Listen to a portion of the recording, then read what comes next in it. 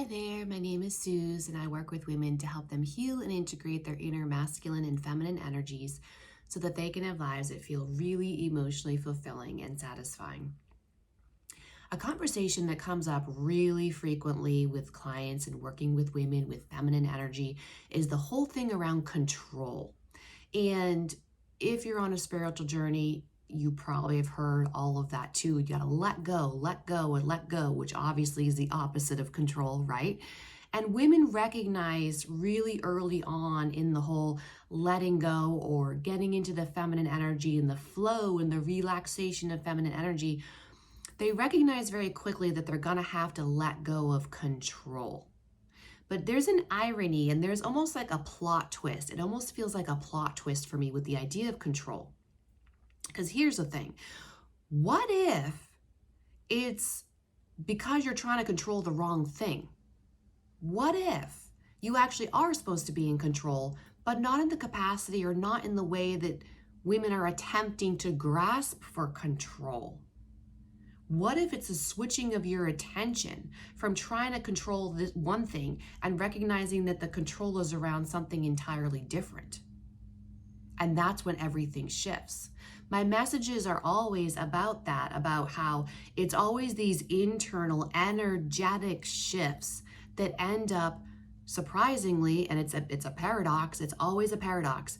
It's always these internal, energetic, not seen, totally invisible shifts that end up shifting your external reality, right? As within, so without, as above, so below. And everything that we do from the lower self, everything we do in the physical world is actually indicative of a desire for something much deeper. And too often we stop at the surface and don't understand what it is the soul actually wants to do, what the heart actually wants and how it wants to be. So the idea of control, let's get back to that. We see it a lot in relationships, and this is the easiest way for me to kind of break this down, right? The feminine loves to think in terms of relationships, so it's easier to get these truths when we put everything in the framework of relationships. The mind can grasp it better. In relationships, right, women can try to control the relationship because there's fear and anxiety at the core. I'm not going to get into that, but there's fear and anxiety at the core, or unpredictability or uncertainty. And so she's grasping for control. And this manifests in expectations or, why hasn't he called yet? And there's a controlling of this idea subconsciously that he should have done this by now, or he should do this on this timeline, or why hasn't he done this, or anything like that, whether it be calling, texting, helping out around the house, doing something with the kids, something you asked him to do a day or two ago, whatever it is. There's constantly this timeline that the feminine is on, that the masculine never seems to be on the same timeline, by the way. They never seem to be on the same timeline. And the feminine has to control how things play out. Wasn't planning on saying that, but I'm kind of glad that came out in that moment. Because think about what that means. Think about how many different scenarios in your relationship that can apply to. Having to control how a particular scenario plays out. And having to have all the answers up front before deciding something or planning something or whatever. Control. And the feminine at her core is thinking she needs to be in control and thinking she needs to have all these things figured out and all these expectations met to her level because she's trying to keep herself safe. So there's nothing wrong with that. But she's trying to control her external reality. And the feminine rules the internal reality. The feminine rules the unseen world, the spiritual world, the energetic world, the emotional feelings world. So she's playing in a world that isn't really where her strengths are at. And then wondering why she gets frustrated or she gets angry or she feels disappointed with the man or always let down, unsupported, misunderstood. All of these things, confusion that happens in these relationships because the woman is trying to control how a man does this or on what timeline he does it or how something plays out. And if it doesn't play out exactly how I think it should go, there's a problem. Control. When at the core, what actually needs to be controlled is her own emotions and her own responses to whatever the masculine does or does not do.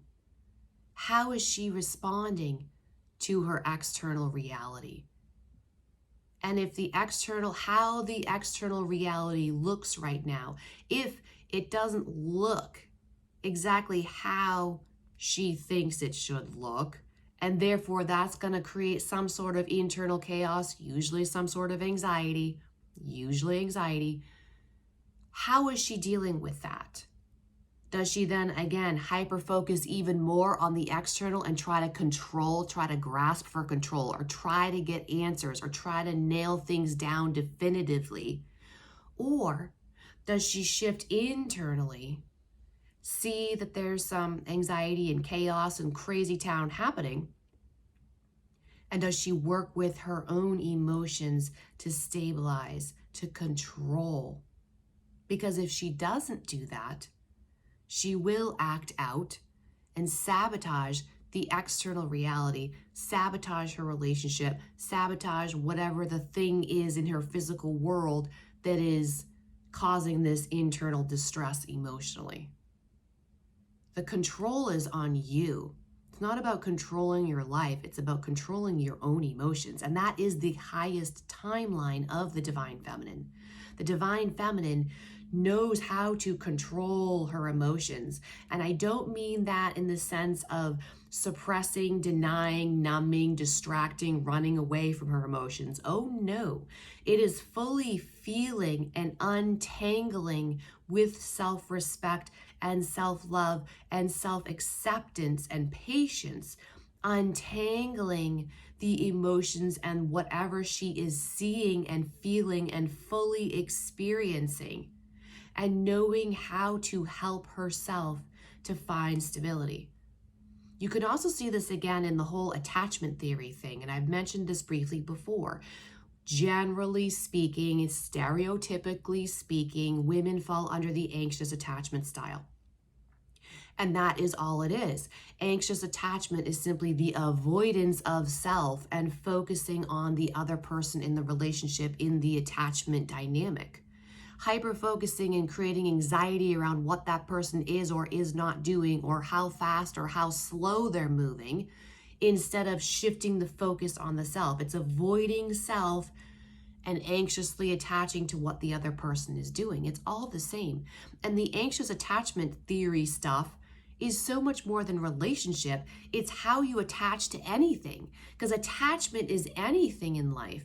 Money, your work, your friendships, your children, what your children are doing, behavior of your kids, all of that is attachment styles.